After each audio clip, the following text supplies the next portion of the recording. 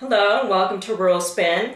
Today what we're going to do is teach you how to take care of the wild yeast sourdough starter that we taught you to collect several weeks ago in a series of short videos. If you haven't had a chance to see those yet, just go to our YouTube page. You can just search Rural Spin, or they're also uploaded onto our Facebook page, so make sure you like us there. Sourdough starter is very hardy. I've had this one for about 6 years.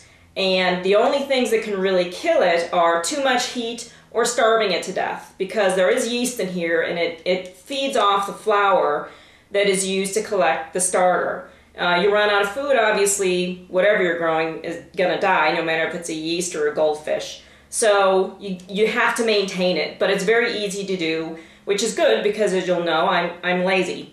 You only have to feed your starter about once every 5 or 6 months, so it's maybe a 3-time-a-year process.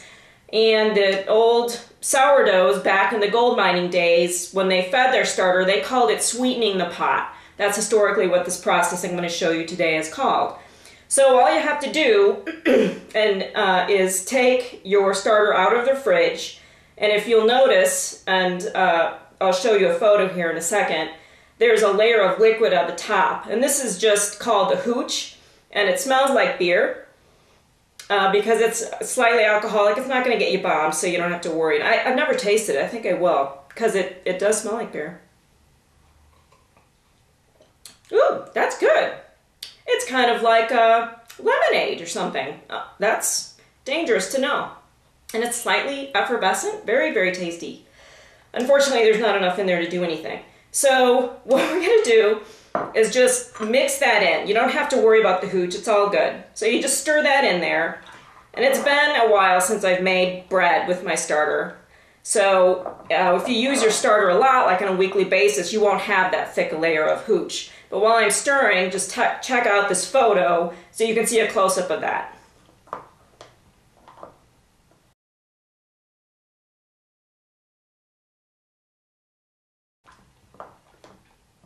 Okay, so now that I've got this sort of mixed, it doesn't have to be perfect. None of the stuff I show you is rocket science. You know, if I can do it, you can do it.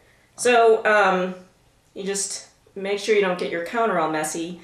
I've got this jar of my original, and then when you sweeten the pot or feed your starter, you want another clean one, because every time you feed your starter, you do want a nice, clean, sterilized container to put it into. I have this kind of jar. It used to be in just a mason jar, so you can really use any sort of glass container that you can seal pretty tightly. So what you do is, in the new container, you put about a cup of new flour, and then you just top it off with your original starter. You just dump a bunch of it in there.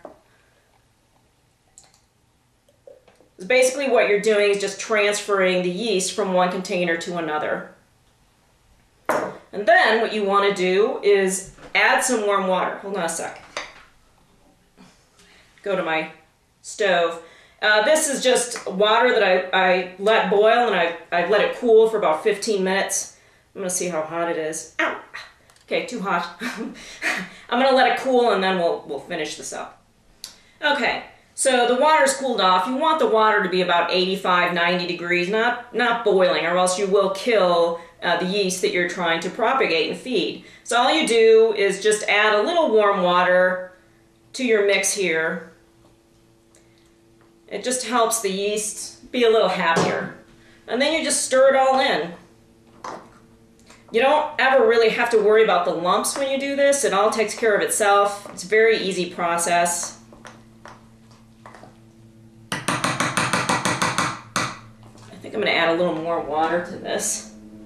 It's a little, you want it like a cake batter. You know, not too thick, like, you don't want it like bread dough, but you don't want it too runny like a smoothie either. So once you get that relatively mixed, just put that onto there.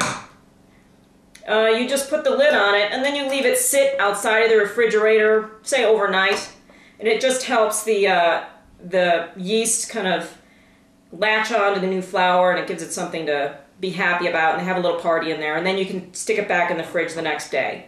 If you leave it sit out for 24 hours, that'd be fine. Then just put it in the fridge and continue to use it, and we'll make more videos on how to use your sourdough starter later. So what do you do with the rest of this? Well, what I like to do is give it away. Because after all that work of collecting the sourdough, it's always nice to give to your friends who may not have the time to do it, and it's already made. I mean, there's really no reason to get rid of it, unless you're going to use it for cooking, in which case, go for it. But if you want to give it to a friend, just keep it in the jar that it's in and tell your friend that when they feed their starter, they need to get a new container and sterilize it, or dump this out and wash it out. So you just add, another cup of flour in here or so. And don't worry about a mess. I make a biggest mess in my kitchen all the time, and that's what cleaning is for. Or children. So you just add that in there, a little warm water, you stir it up, and